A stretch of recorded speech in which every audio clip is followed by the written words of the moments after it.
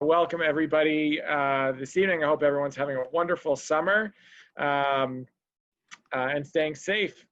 My name is Uri Cohen, and I'm the Executive Director of the Slifka Center for Jewish Life at Yale.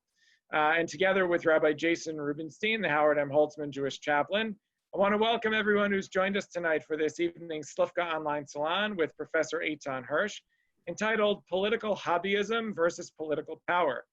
With the elections under 3 months away and with so much of our world seemingly hanging in the balance, this topic seems incredibly relevant and may also give us some things to think about and do ourselves over the next few months and beyond. Professor Hersh was on the faculty at Yale for 6 years, certainly making him a welcome member of the Yale Jewish family. Our guest facilitator tonight will be David Slifka, class of '01. More on David in a moment. As those of you who have joined previous Slifka online salons know, this series began as we moved the entire Slifka Center operation online following the COVID-19 related closure of our physical building and the Yale campus more broadly. As we look forward to the upcoming academic year, we're working hard to identify new ways to bring Jewish wisdom, values, and themes to the lives of Jewish students, both virtually and in person, where safely possible. As we found out this past spring, our work with students during this time has been an intensified version of the normal work we do. In normal times, we are on the front lines providing guidance, support, community, respite, counseling, physical and emotional safety, inspiration, food, and opportunities for Jewish engagement for the entire Yale community. Now, with students caught in more dilemmas than usual between safety and living their lives, autonomy and dependence, and quarantining with family or with their friends, our work connecting students with networks of peers, providing meaningful opportunities for Jewish growth and exploration, emotional, psychological, and spiritual support, and basic needs like food that Slifka Center still provides are even more important. As a brief reminder, Slifka Center does not receive any direct funding from Yale or any government sources. We rely on contributions from those who appreciate the importance of our work to keep us going. Our capital campaign, contributions to which are eligible for Yale reunion class and capital campaign credit, is ongoing, and we hope to start the center's first major renovation in 25 years in the next few weeks. Please be in touch if you have any questions on how to get involved. Our facilitator tonight will be David Slifka, a longtime friend of the center and immediate past president of our board of trustees. Over the last few years, David has dedicated his time to making it possible for more people to make a difference in the political process. He shared with me in a conversation a few months ago that he always thought that whatever needs to happen politically will happen regardless of what regular individuals think or do. And then he went on to find out just how wrong he had been. He piqued my interest as to how much impact I myself can have on influencing the political landscape, a key message in a time where I know many feel hopeless to matter in our political process beyond voting. These words have stuck with me ever since, even inspiring new activism on my own part. I hope that in hearing from David and Professor Hersh this evening, some of you will start to feel that you too can make a difference. In terms of logistics, we encourage everyone to submit questions and comments via the Zoom chat window, which will be monitored by Rabbi Jason Rubinstein. The chat can be a really dynamic forum for discussion. Last time, some of the exchanges got rather heated. We love that. We thank you all for making sure that we represent our best selves digitally, just as we do in person. So, please submit your questions to Rabbi Jason through the chat function found along the bottom of your Zoom screen. We want to remind you that this session is being recorded and will be available on our website later this week, along with recordings of our previous Slifka Center salons. Finally, we ask that you take a few moments to complete the 3-minute survey for this evening's program and the earlier programs too. The link will be available in the chat box. We're so excited to share these salons with you all in keeping with Slifka Center's goals to explore the intersection of what is Jewish, American, and Yale in our constantly changing world. I'll now turn the program over to my friend David Slifka to kick off our program. David? Great. Thank you, Uri. Hi, everybody. Pleasure to be here. Really looking forward to chatting with Professor Hersh tonight, who's a professor of political science and civic studies at Tufts after being a professor of political science at Yale from 2011 to 2017. He writes and teaches about American politics, specifically civic participation, voting rights, and the relationship between election rules, strategies, and the behavior of voters. So it's all very topical material. He just came out with a book called Politics is for Power, his second book, which was published in January of this year. And it has some words of wisdom that, as Uri was saying, sort of echo some of my own experience as well. And so I'm really excited to be.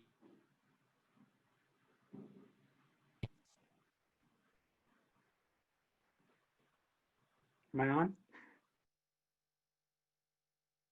Okay, hello everyone. Thank you so much for the introduction. Can you hear me? You can hear me, yes? Okay. So thank you so much for having me. It's a pleasure to be with you. This project really was formed at Yale, at ISPS, and in various libraries around campus, and was completed when I moved over to Tufts. So let me just give you a basic synopsis, which is that most of my work is not like this. Mostly I do like statistical analysis, answering pretty narrow questions about politics, but I wanted to ask a bigger question and ask, like, what are people doing when they're doing politics? More Americans are engaged in politics than ever.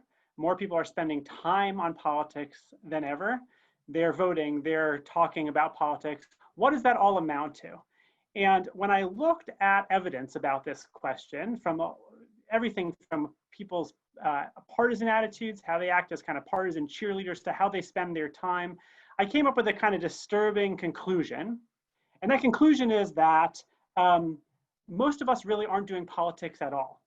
Most of us who think we're doing politics, most of us who are cognitively engaged in politics, are not doing politics. What does it mean to do politics? Really simple. Politics is working with others with some goals and strategies to influence the government. Right. We might influence the government by talking to policymakers and trying to move them in a direction. We might influence politics by working with others to talk to our neighbors about how they should vote. Either way, we're working with a group with some goal and strategy to influence the government. And that just doesn't describe what most people who are doing politics are doing. And instead, what they're doing is something closer to a hobby. I call it political hobbyism. They're doing something that's more for their own intellectual interests or emotional needs. And it's very kind of short term. They're amateur pundits. And then it looks like real politics. So if you look at behavior like news consumption, more people than ever are spending time on the news, but what are they doing? They're mostly following like national drama and horse race politics. Actually, the more educated you are right now in American politics, the less you pay attention to any kind of local news. The college-educated Americans spend mostly time now on like New York Times, Wall Street Journal, this kind of news. They, more than anyone else, have abandoned local news sources. So if you go to a news junkie, maybe some people on this call are news junkies, but if you talk to a news junkie and say, like, okay, you follow the news junkie, tell me, how do I get involved on some issue I care about?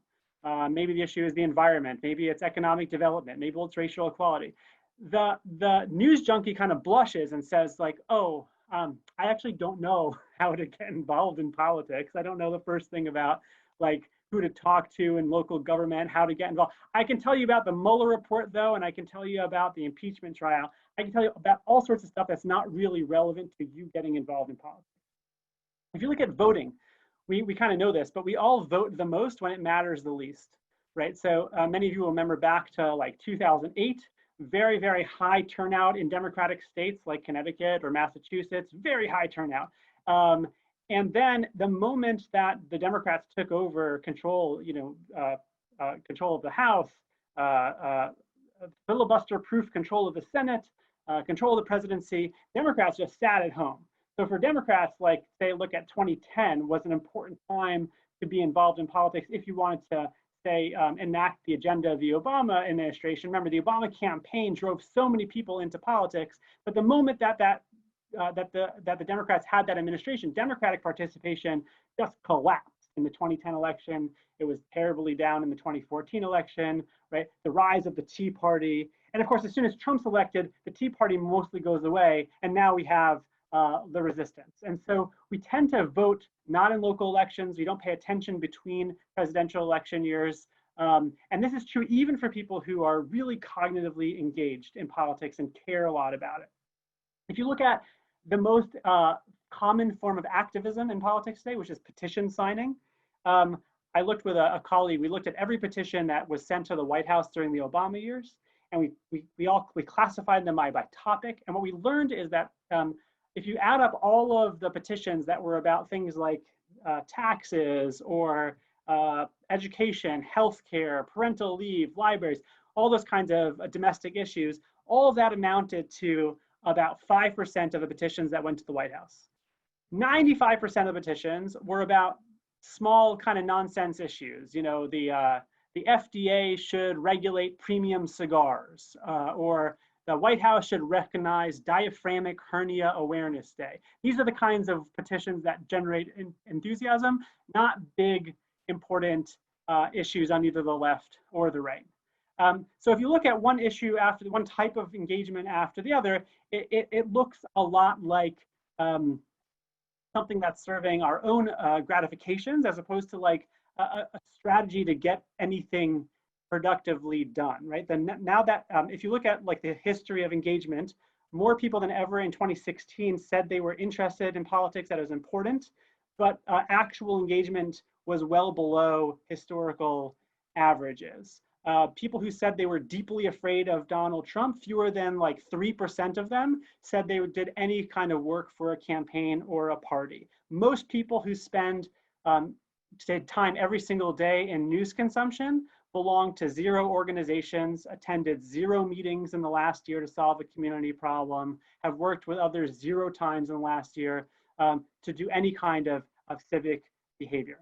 So this book I wrote is about what this thing is that we're doing when we're doing politics, which looks a lot more like a hobby, like sports fandom, or in my family, like pretty bad, like foodie hobby, like watching the Food Network and stuff like that.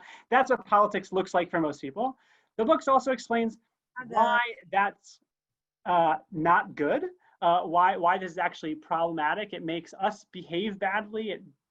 It gives us the wrong skills and information, and it makes politicians behave badly. There's a lot in the book about the history of why we behave in politics that way. And then the book shifts to most of it, actually, like maybe about half of it is how to do it differently. Like, what is the good parts of politics? Like, how do we do it right? And so do we have time? Should I just maybe relate one story about how to do politics right? Do we have time for that? So the book goes through 7 stories of everyday activists who somehow got off their couch and did politics in a power-seeking way. That means, you know, the book's called Politics is for Power, which sometimes is off-putting to people. Power is just getting people to do things they wouldn't otherwise do. And so one of those stories I'll just share briefly, maybe my favorite in the book, is a story of a 98-year-old man. He was 98 when I met him. And the only thing that I knew about him before I met him was that he was called the Ukrainian Boss, that he controlled 1,000 votes, and that some people hated him and politicians loved him. And I learned that this guy lived in a neighborhood of Boston called Brighton near my apartment. And I wanted to get to know him and figure out who the Ukrainian Boss was. And what I learned is something, I was like scared to meet him, right? I was scared to meet him, and I go to his little apartment and I discover this story. The story is that this guy is a Holocaust survivor. He moved to Boston in the late 70s, early 80s, and he was just settling into kind of a Russian Jewish community in this low-income housing development in Brighton. And he was sort of a community leader, but nothing more than that, no politics, just as like a do-gooder in the community, would drive people to doctors' offices and things like that. His English was like a little bit better than everyone else's. And in the 90s, some of you will remember, there was a big controversy because Congress passed a welfare reform bill. And in the 90s, one of the things that was in that bill was that even people who were completely here in the United States legally, like many people in this Russian Jewish community, they were going to be denied government benefits unless they were working. And this freaked out a lot of people in the community who were dependent on on food assistance, and financial assistance. And so this man, the Ukrainian boss, his name is Nahum Vysoky, he started organizing his neighbors. He made news. He tried to go bring attention to himself in the press, saying this is a big problem. But he and his wife, they worked and got 300 of their neighbors to pass the citizenship test quickly. They formed study groups. They got all of their neighbors who were eligible to pass the citizenship test to study for it, to practice it. They drove them to the appointments for it.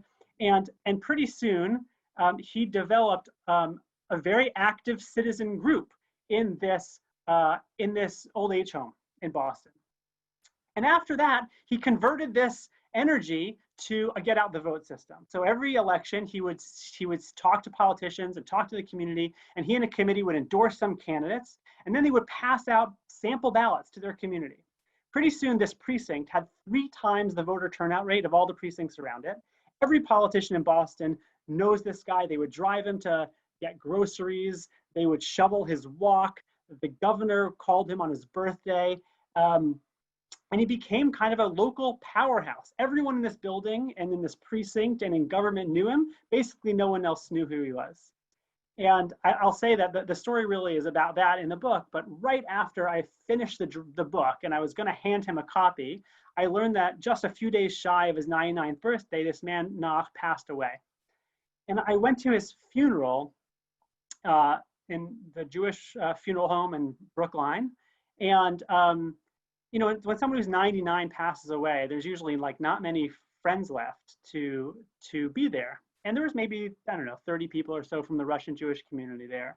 And then sitting quietly in the front row was the mayor of Boston, the governor of Massachusetts, city councilors and state legislatures, all there not to give attention to themselves. There was no votes to be won there, but to pay respect to this person who, through being a good neighbor, for being a mensch, for helping people, whether it's driving them to doctor's appointments or helping them pass a citizenship test, understood the relationship between service to others and political power.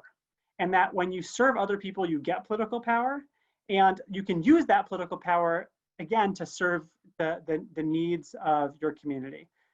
So maybe I'll stop there and we can turn to questions, but thank you again for having me. It's such a pleasure to be with all of you. Great. Thank you so much, Professor Hersh, for those really interesting comments. And as I mentioned, it really echoes my own experience because I was exactly as you describe, a hobbyist and the funny thing is I thought I was doing my job, right? I was reading the New York Times most days. I was reading, sources of political news from across the spectrum.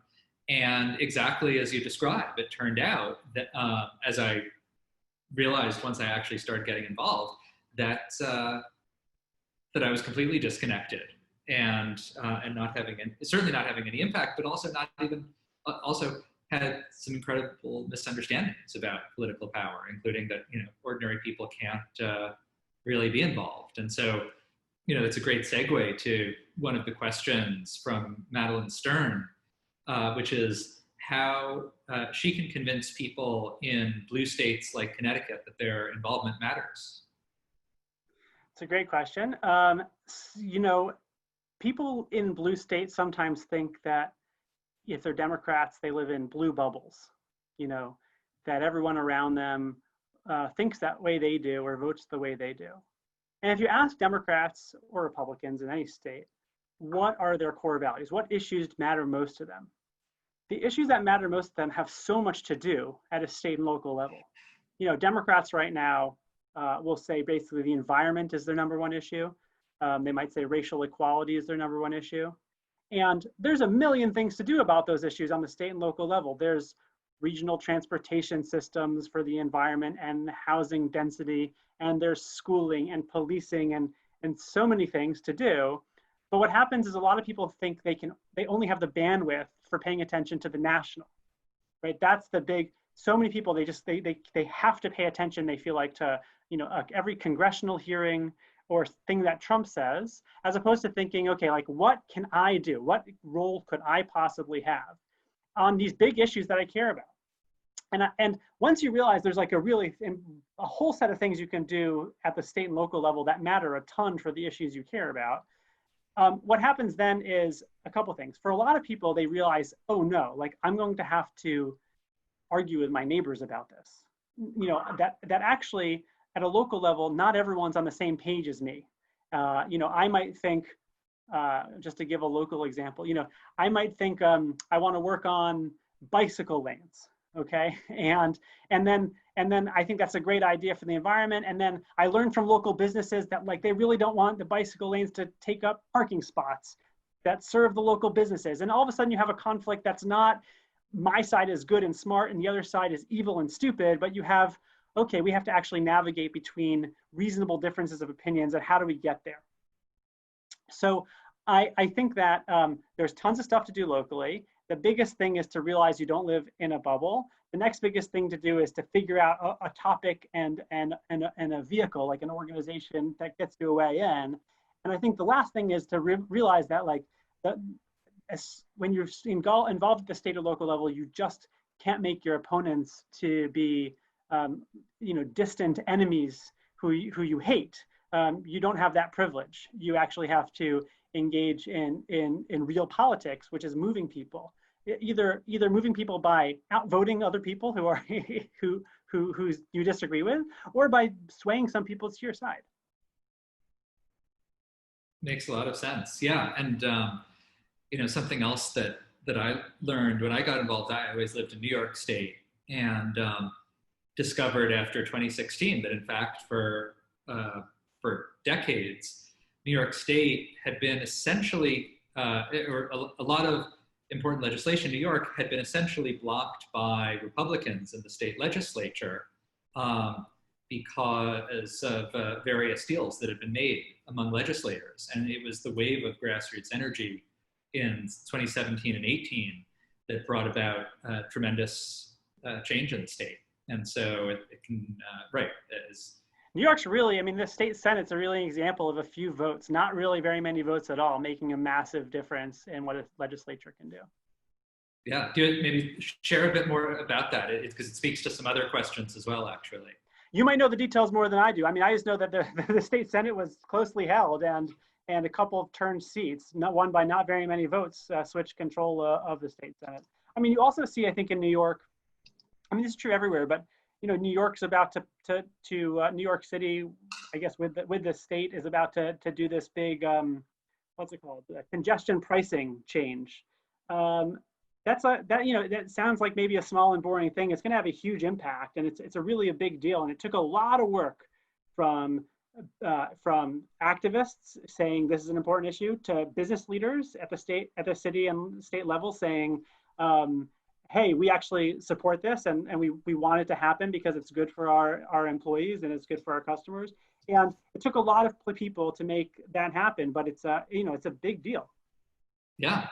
Yeah, and so just briefly on New York State, I mean, the funny thing is that really it wasn't even about the general elections. It was about primaries for seats in the New York State Senate. And back in my days as a political hobbyist, again, reading political news on an almost daily basis, I would have, if you had said, hey, is it important who wins a primary for state legislature, I would have laughed. No, that sounds like the most boring thing that you could think of, right? And it turns out that was actually the path. That was actually the path or the block, depending on your perspective, to real change in what people think of as a super blue state.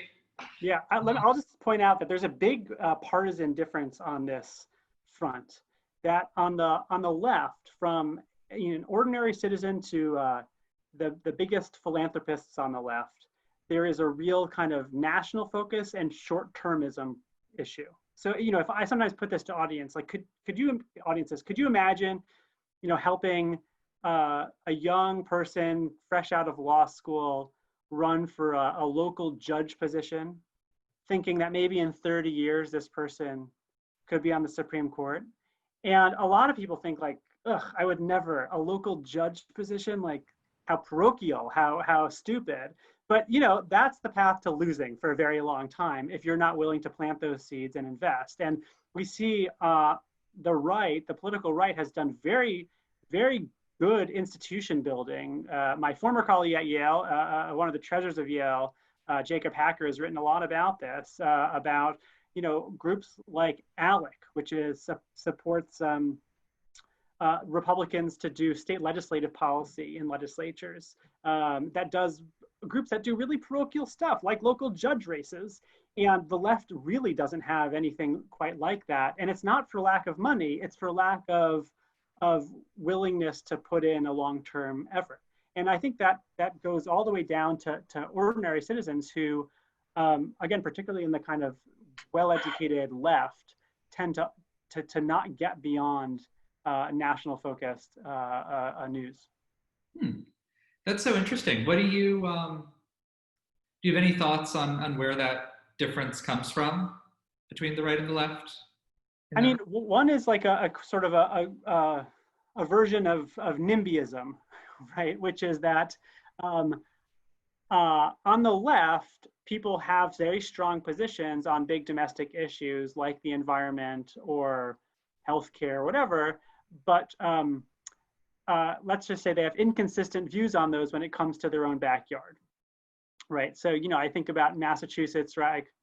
I noted that Bernie Sanders did very well in the presidential primary here in Massachusetts, and the pollsters that polled the primary noted that that many, like half of the Bernie Sanders voters, had voted for the Republican governor, Charlie Baker, who's very popular here and has promised like not to raise the gas tax by 1 penny, And it's interesting that there are a large group of voters who, for national politics, want Bernie Sanders, but for state politics, really don't. I mean, they really don't. They don't want to pay any burden to institute what they think should be the national Democratic agenda. So I think that on the Republican side, it's easier to be consistent. If you want low taxes and not much government involvement, you can take that position and hold it at the state and local and national level. On the Democratic side, I think there tends to be either more cognitive dissonance when it comes to actual local and state politics, or this thing that I kind of mentioned before, which is, man, I believe it, but I don't want to fight with my neighbors about it. Mm-hmm. Great. And there are some other questions about so the wave of organizations that have emerged over the last few years to help bridge the gap for people who want to get into more impactful ways of engaging with politics. And so people have asked specifically about Swing Left and the Movement Voter Project, both of which I'm aware of and I think are great, and others like Indivisible. But I'm curious for your thoughts on sort of the rise of this group of organizations and how they fit into your framework. Yeah, so I mean, I profile a number of people who are in those kinds of organizations in my book.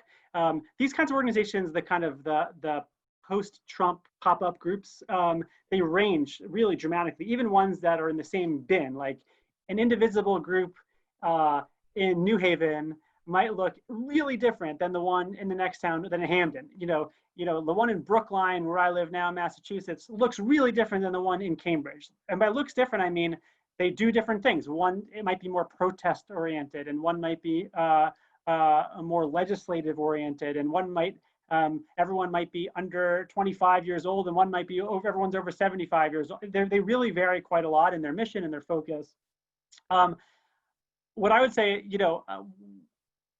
when I talk about hobbyism, I'm really focused on this caricature that many of us, some can relate to, which is the kind of the online at-home hobbyist. Maybe we'll go to an occasional protest, but mostly we're like an amateur pundit, and we read a lot and we argue a lot and we worry a lot, but we don't do very much. I think what we've seen on the left since 2016 is a lot of people trying to dig in, to get in the trenches. And I think for many people, they end up having a lot of false starts doing that. Like the first organization or the first and second and third organization they try, they don't really feel like they're doing the right thing. I can't tell you how many people I've talked to who've gone canvassing once, with a really like routine script for canvassing, and they thought it was terrible, and they thought the voters thought it was terrible, and they were probably right. It probably was terrible. And then they realized that, okay, I don't need to be a robot canvassing with the script. There are organizations all around that are doing really like deeper community organizing, what some people call deep canvassing, making like actual deeper connections. My general experience has been that even if you think you live in a safe state, it's better to get involved locally there and work on the issues you care about there than to try to intervene in other states. I think there are great things to do, like Swing Left is doing, letter campaigns, make sure people get registered. And so I'm not knocking any of that. I just think that my experience has been, by following a lot of groups around, that that there is so much to do, and actually it's so much easier to make headway at the state and local level, because there's not as many people active there, and and by getting involved there, you also are making all sorts of connections with other people in your community and state who care about the same things you do. So, I mean, there's no right way for it. There's not like it's not a one size fits all, but I think the engagement has been very encouraging post 2016. But I'll say that, it's not very many people. So we sometimes see news stories, particularly we saw it in 2017 and 2018 about the rise of the resistance on the left. And it was true that, like, compared to even 2016, there were more people knocking on doors. People were out. But that pales in comparison to how many more people are just like sitting and following 2 hours of news every day, right? So we still have this huge gap between the number of people who say they care, who say they're interested, who have time, who are putting in 2 hours a day on Twitter or whatever, and the number of people who are actually doing the hard work of power building. Mm-hmm. Yeah, and that was the amazing thing to me, is that I always thought that what needed doing sort of magically got done, and that if you were spending time or donating money, that you had to be, spending full time, or you had to be a billionaire. And it turns out that it's just real people doing real things with sort of human-sized amounts of time and money that made tremendous change. Shifting a little bit from from that front to the politicians for a moment, you mentioned that hobbyism is not just ineffectual, but also leads to bad behavior by politicians. And so I think it would be really interesting if you could share a bit of, or from Tommy Meyerson, would be interested if you share a bit more color on that. Yeah, so let me say two things. First of all, it makes, before I get to the politicians, I think political hobbyism makes us worse. It makes us as individual people worse. There's one of the first questions I get in this project is, isn't it possible, right? A lot of people are reluctant hobbyists, or they don't want to be called out as a hobbyist. I must be doing something right. I mean, I spend all this time on politics, right? Maybe the kind of hobbyist action, the news following, is a gateway into real politics. And David, I think you mentioned that your experience was that it wasn't, that you were like spending all this time, but it wasn't clearly a gateway into activism, into real political engagement. And I wanted to say why I think that is. One reason is that we're learning the wrong information, right? Like you can learn everything there is to know about what Trump thinks, what Trump's niece thinks about Trump thinks, all that stuff. That's not helping you at all learn how you can be a citizen. The second thing, and I think it's even more important, is that we tend to really be practicing the wrong skills when we engage in politics online. That we know, and Facebook knows, and Twitter knows, that the way to get attention online is to be provocative, is to be outrageous. And it's very easy to realize, right, that what we're doing online is for us. It's not for anyone else. We're not trying to actually move people. And when I think about power relationships, like people are in power relationships with their bosses or their employees, or the most salient thing to me right now is I'm in some kind of power relationship with my little children. I need to get them to like get into a bath when they don't want to. And in all of these power relationships, you need to have some empathy for the person on the other side. If you want them to do the thing that you want them to do, you have to understand where they're coming from. You have to look them in the eye. You have to be empathetic. And that's how you move people in your direction. And that is just not the kinds of skills that we're generally practicing when we're arguing or sharing on social media. But to this question, why does it make politicians behave badly? The best case I have for this is probably donations, right? I generally, when I used to be in audiences in person, I would ask the audience, who is the best politician at soliciting low-dollar donations? And every single time I ask this question, the answer people give is Bernie Sanders. Bernie Sanders is the best politician at soliciting low-dollar donations, but of course that's not true, right? Donald Trump is the best politician at getting low-dollar donations. In 2016, he got more low-dollar donations than Bernie Sanders and Hillary Clinton combined. And the reason is that the way for a politician to get low-dollar donations is by doing exactly what President Trump is very good at, being very provocative, being very outrageous, screaming. And actually every politician knows this. Even Obama, after 2008, there was a sort of like a post-election memo where he was embarrassed, really, that like the ads that got Obama the most attention were basically the ones that made fun of Sarah Palin. And we are responsible for that. And right now, if you watch a congressional hearing or if you watched any of the presidential debates for the Democrats, the primary debates, you can see really clearly that those politicians in a congressional hearing or on the debate stage, they are trying to make a viral video of themselves. They are trying to say the thing that's going to get a lot of clicks and get a lot of donations. And if we're sitting at home and the way that we're donating is not by being thoughtful and strategic, but it's like just whoever gives us this feeling of catharsis, like the politician that yells at another politician and makes us momentarily feel satiated, that's we give $5 to, then that's the thing that's good politicians are gonna do. And so, I had the experience a couple of years ago. My first book was about campaign analytics, and I testified in the Senate Judiciary Committee about the Cambridge Analytica Facebook scandal.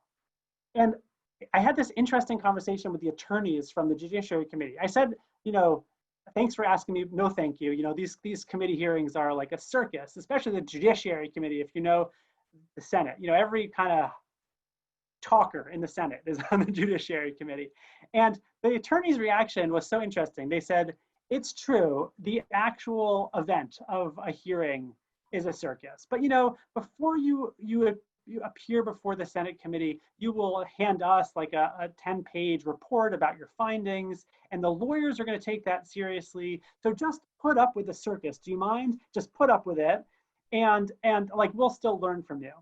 And I ended up doing it, but sure enough, there's Ted Cruz and Kamala Harris, and on the left and the right, politicians just trying to make every opportunity they can to make a viral video. And this is a long-winded answer, but that's on us for incentivizing that behavior.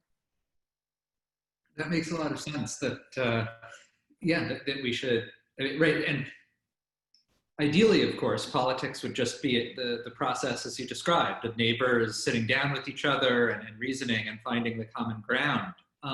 And too often, of course, it's not. But I'm curious, and again, this goes to some questions. How do street protests, like especially, for example, the ones this summer, fit into that framework, where those certainly seem to either change or at least be a part of a change in public opinions on race and racial issues?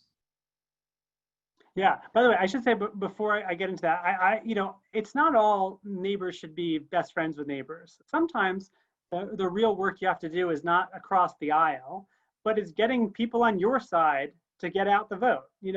I've had this interesting conversation with someone in my own town who's on the other side of some housing issues than I am. And namely, I want more housing in our town and she doesn't, okay?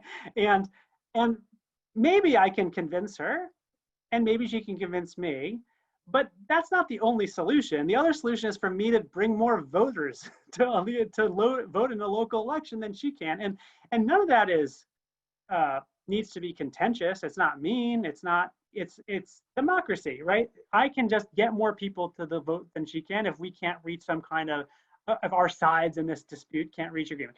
So I think that community building is not just holding hands with someone you deeply disagree with. It could be holding hands with people who do agree with you, but have never taken any interest in, say, state and local politics.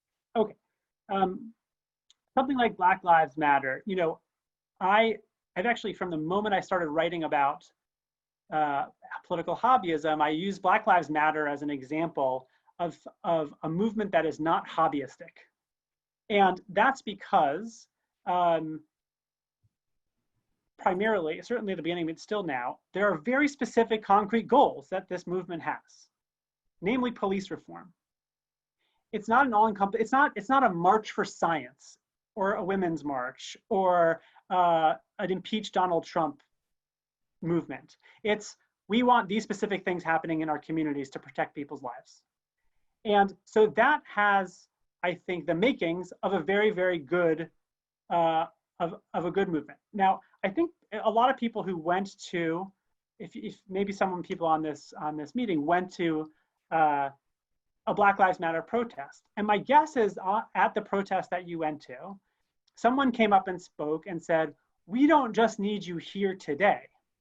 We need you to show up at a committee hearing when we're going to try to convince that the town or the city that the police department needs body cameras.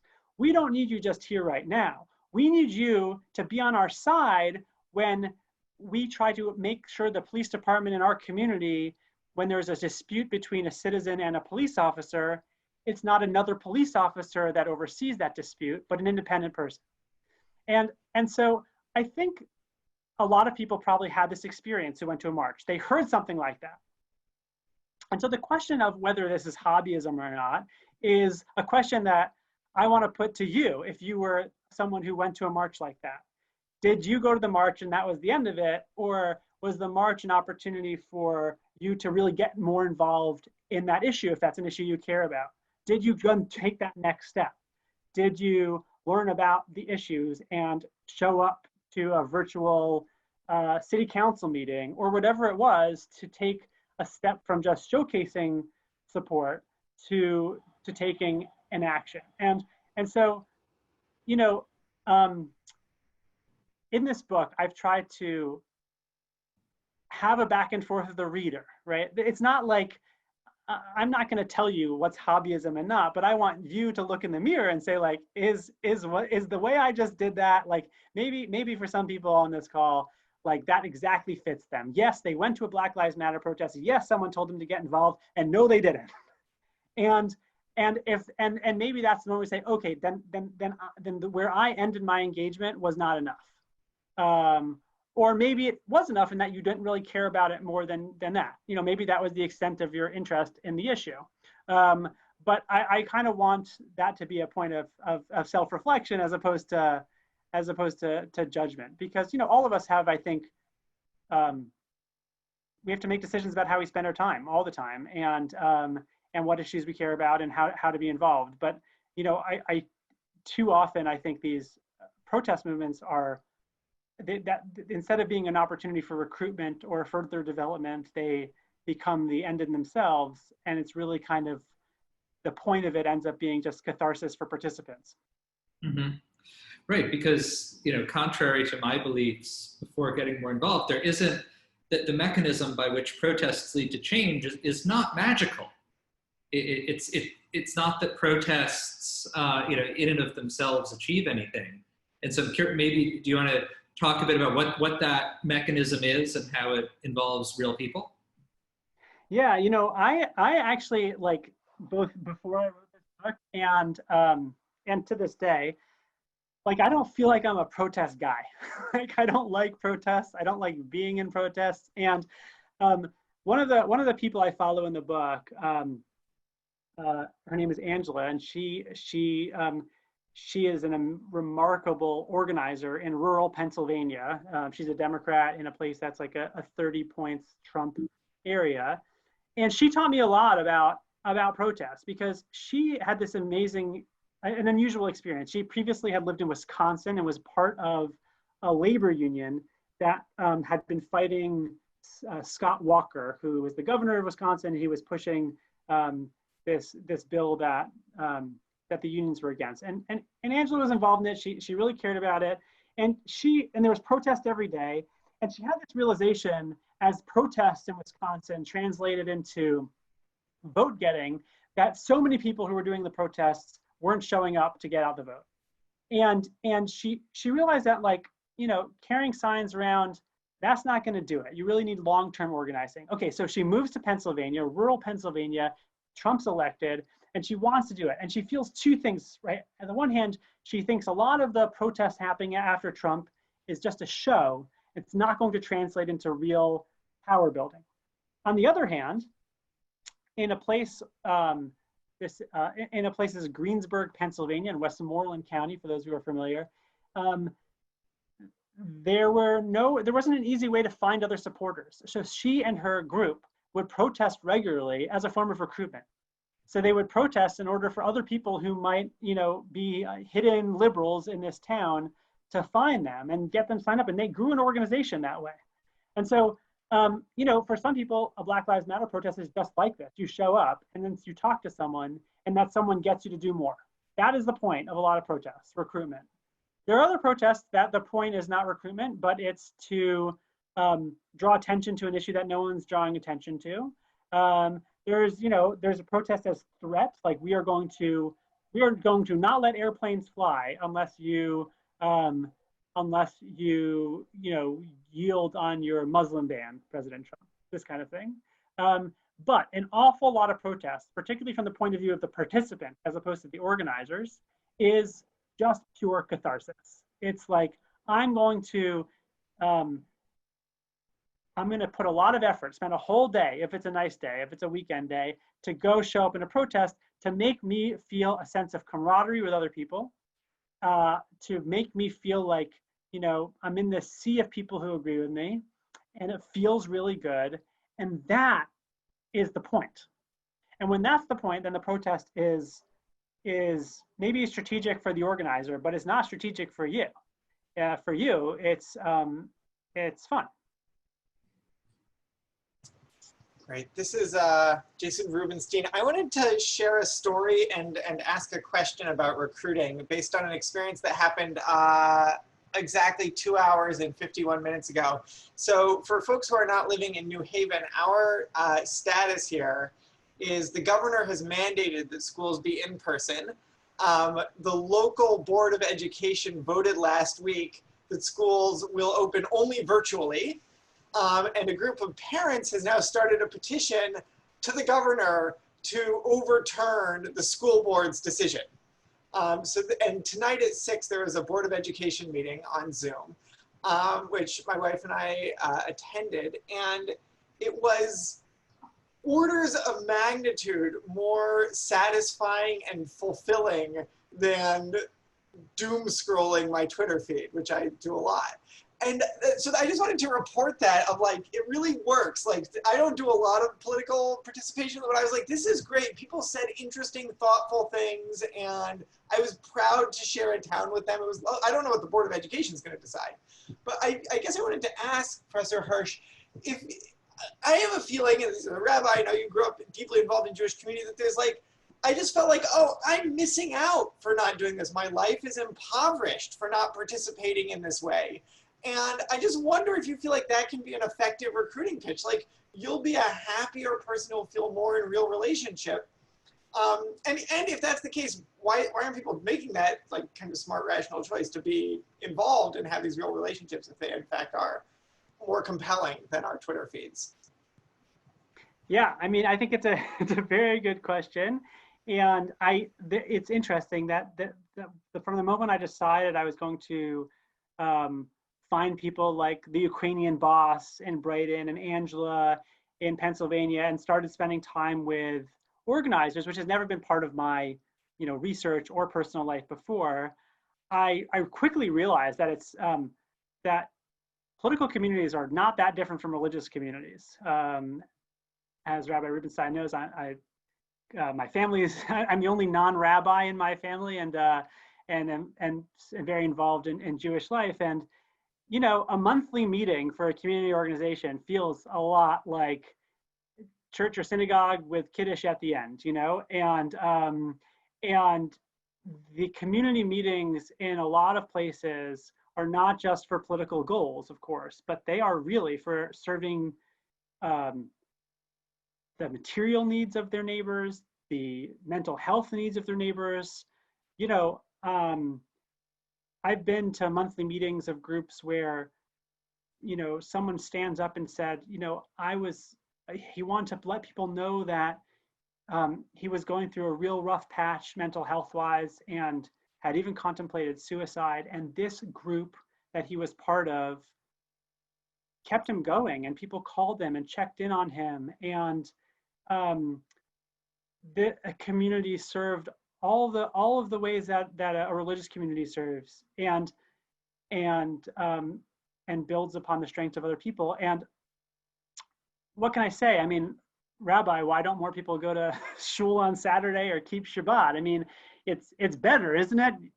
You and I think so, but it's hard to make that case. And you know, part of this is, of course, a technology thing, which is that it's so much easier than ever to feel kind of a shallow connection to people, that feeling a deep connection to people just feels even harder. Like getting out of your house in non-COVID times just is like so much harder compared to the alternative of like clicking. It's also, you know, it's also something about, and it's a dramatic difference on the left and right? I mean, it's like on the left, the kind of well-educated left has abandoned religious communities. You know, huge numbers of them now identify as spiritual, not religious, and the same time that they've kind of abandoned politics and all civic organizations too. I think part of the historical story is that a lot of people feel like they don't really need community. They don't really need it. Yeah, sure, it might be better for them, but they don't really need it in the way. And when you look, you know, at African-American, Latino participation in religious community and in political participation, right? People don't, I think, recognize this, that while college-educated whites on the Democratic side spend more time like following the news, minorities on the political left spend much more time actually engaged in community organizations and spending more time engaged in religious organizations. On the right, obviously, there's a lot of church participation, much more than on the left. So I don't know what it is about this particular demographic, but it seems hard to convince them of the social, spiritual, mental health, efficacy benefits of real community participation. I saw one question that noted that I've only been really drawing attention to the political left, and I don't want to leave the political right hanging here. Although hobbyism, at least in the Trump era, is a bigger issue on the left. In other words, more people on the left are spending time on kind of shallow, short-term forms of politics than on the right. The right is is also filled with political hobbyists, just the same as every demographic is filled with political hobbyists, and particularly on the right. You know, you have the group of the demographic of people who spend the most time on politics, which is retirees, who are increasingly a Republican demographic. And yeah, most people, you know, even recent retirees who have time are committing hours a day to following news and not political activity. You know, I think people on the left, you know, if you're on the right, I guess I tend to, when I talk to people on the right, tend to be talking to non-Trump right people. So, you know, I think about people who are on the, you know, maybe uncomfortable with President Trump, but on the right, and they wonder, like, why is the Republican Party like this?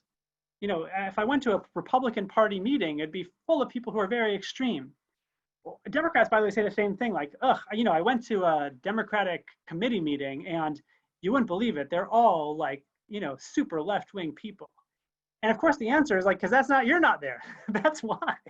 That if the only reason to go to a political committee meeting is because you're a super extreme in your political views, then that's the only people that are going to be there. But if you start bringing friends and neighbors who have a different perspective, then in a few years' time, you get to control what's going on in those committees. And so, yeah, I mean, I think the problem is pretty much a mirror on the left and the right. I think both parties have a kind of a national-oriented, sensationalist culture. I think the right has done much better in institution building. For some reason, the Democrats tend to think they're like the party of grassroots organizing, and that just seems completely wrong. I mean, if you think about very successful social movements in my lifetime, you think about the gun rights movement, the right to life movement, these are kind of chapter-based, bottom-up organizations that kind of follow all the rules of community organizing. You know, you have gun clubs that give out free benefits like gun safety classes, and that gets people in the door because it's like an activity to do, and then they get recruited to be a little bit more involved in politics. You have churches that get people that, you know, do the same thing that every church and synagogue in America does, which is you have a nice Sunday morning in air conditioning with free childcare for an hour, and you get to relax. And then, and by the way, someone will eventually recruit you into politics. So I think the right has both the biggest examples of grassroots organizing, of power building, and also the best example in President Trump, I think, of what to me looks like a real celebrity hobbyist kind of politics itself. Really interesting. Great. Well, I know we're just about at time. So before the last question, just want to thank everybody for joining us for this really interesting discussion. And I also want to thank the terrific Slifka Center staff who made this evening possible, Jennifer Rogan-Wallace, Director of Development, as well as Lynn Jackson-Quinn, Evan Wexler, and Emmanuel Cantor, who is actually on his first day working for Slifka Center. So I hope all of them are as fascinating as this one, but also maybe end not quite as late. And then the next salon will be September 14th in preparation for Rosh Hashanah, and that will be entitled Right Speech as Repentance and Redemption, Jewish Ethics for Post-Truth Politics. Which sounds really interesting. And speaking of the post-truth politics that we're in, there were several questions that basically ask in various ways, you know, are we done for? You know, are we living in different informational bubbles than our neighbors, such that we're in different realities? Do both sides demonize each other so much that we can't, that we can no longer get along? And are these things, you know, putting American democracy itself in danger? So I'm curious for your thoughts on that, and then maybe also any closing thoughts about how hobbyism versus activism might help us get back from this very dark and scary place where we find ourselves. Yeah, it's a great question. So, what should I say about this? Look, I think every person has to kind of decide how they spend their time on politics. And what I find is that if you do politics in the power building way, you can make a lot of progress because not everyone's doing it. In fact, not only if you look at, you know, most people aren't paying attention to any news. They're not in any bubble. They're not really paying attention to anything, particularly below the national level. And if you are a good friend and neighbor, and you are the person that knows, hey, you should vote for this person, or can you join me at this meeting? It's really important. And you can bring 5 people with you, or you can move the votes of 10 people. You're not at the level of, you know, an MSNBC person voting with arguing with a Fox News person. You just ignore that. That's up here. And down here is like real people in a neighborhood who you can move because no one's paying attention to them. I think that a lot of people have this experience once they start getting involved in politics. It actually happens very quickly where they realize, oh, okay, this isn't just like a big amorphous like community. There's actually just, here are the people that do stuff in this community. Here are the people that do stuff in the state on the issues that I care about. And I can actually have a role. I would say that like every single person that I've researched, and I find this experience myself, you know, the shift of going from I pay attention to important things to I myself am important. Maybe it sounds cheesy, but it's like a big shift to make, right? It's a big shift to say like, I pay attention to what's happening at the Supreme Court and on the front page of the New York Times because I want to pay attention to important things. Say like, that's not, I don't need that. I actually need to be important. I need to be the person that can move 10 other votes. Maybe I can maybe I can influence 50 people. Maybe I can influence 100 people. Maybe by the time I'm 98, like Nach, I could influence 1,000 people that are all going to vote the way I'm going to vote, not because I'm of coercion or anything like that, but because like I've built trust in a community. And I find like the most optimistic thing about politics is that when you think about it that way, you realize that like being a decent person and a good neighbor and taking care of people and achieving your political goals are all really closely connected. And that actually the closer that you connect those things, the more political power that you'll have for the things you care about and the deeper, richer community experience you'll have as well. So I find that totally optimistic, and I hope you'll join me in taking that view as well. Great, thank you so much. Well, thank you all for having me. Great, and I just wanted to hop on. Thank you again, Professor Hersh, I think for your work, and especially as people, so many of us we're connected to Yale, all of us in different ways, and the idea is that there isn't a firewall between our study and our engagement in the matters that affect and shape our world. But actually you're an example of really scholarship about our politics and really offering us something we can do over the next few months and beyond. And correctly helping us realize that this isn't just about November 2020. It's actually a lifelong, centuries-long project for American politics. And also just again want to thank you, David, for your hosting and tonight and the work you're doing, everything you've done for this community. So this has been just a lovely chat. I want to share, we've done a lot of these. This has actually been the most productive chat by far of all these. I'm trying to think about how and why that is. I feel like we've been in some way modeling the community and conversation that Eitan you were describing. Maybe there's a kind of affinity between the certain type of people who tuned in for this and you. So thank you all. Be well, stay safe, and September 14th, looking forward to see you again as we head into those high holidays.